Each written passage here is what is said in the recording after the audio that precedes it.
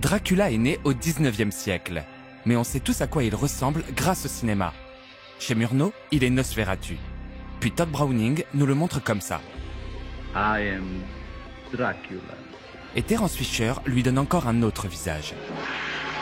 Mais il y a un cinéaste fasciné par le vampire qui n'a jamais terminé son film. Un homme oublié, habité par son œuvre au point de fusionner avec elle. Un homme qui voulait devenir Dracula.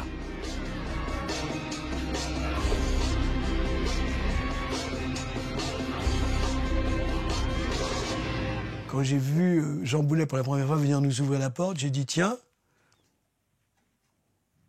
Vince Taylor sort de ce corps. Alors il avait la banane, il était tout en cuir de la tête aux pieds, il avait les Santiago.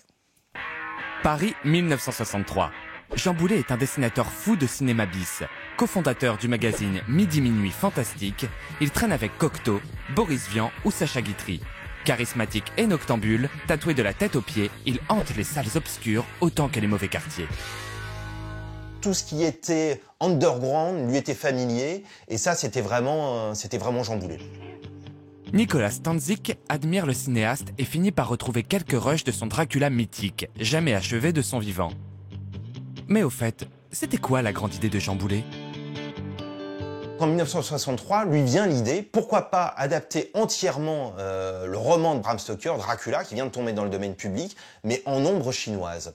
Sans scénario et à l'impro, Boulet s'entoure de dessinateurs, artistes et poètes, à commencer par le tout jeune Philippe Druillet, future légende de la BD. Ça taille, ça cisaille des nuits entières, et Dracula apparaît.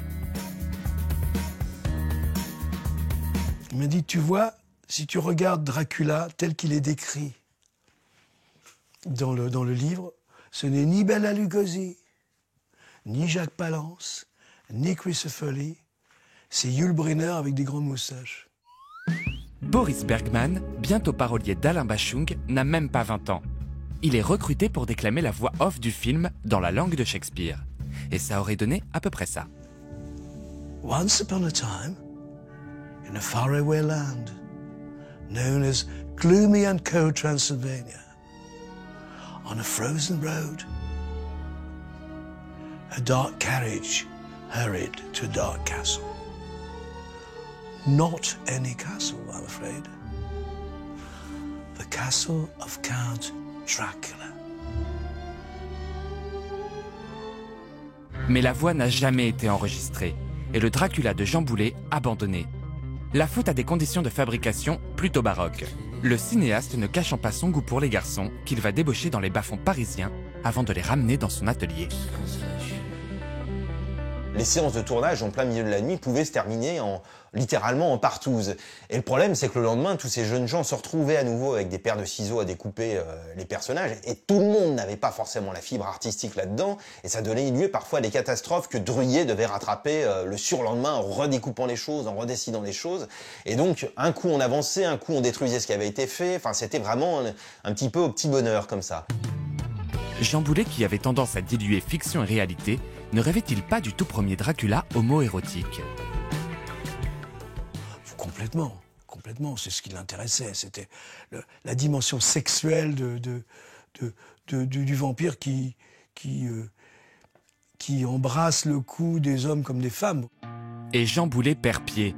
Il se renferme, s'isole et se fait littéralement refaire le visage pour devenir Dracula. Lorsqu'il réapparaît après plusieurs opérations chirurgicales, il est métamorphosé. Et si Boulet était devenu le héros de son propre conte fantastique ? Ce que j'ai ressenti à l'époque, sans le savoir, c'est qu'il était déjà parti, il était déjà plus en France, il était déjà plus avec nous. C'est vrai qu'il était... Alors que c'était quelqu'un qui était, bizarrement, qui enregistrait tout ce qui se passait, quoi. Ses yeux, c'était des 2 caméras. Là, il était plus, il était absent. Il s'était débranché, en fin de compte. Jean Boulet est retrouvé pendu en Algérie en 1970 dans des circonstances troubles. Mais son film inachevé va bientôt ressusciter. C'est Francis Ford Coppola qui lui rend hommage en tournant le début de son propre Dracula en ombre chinoise.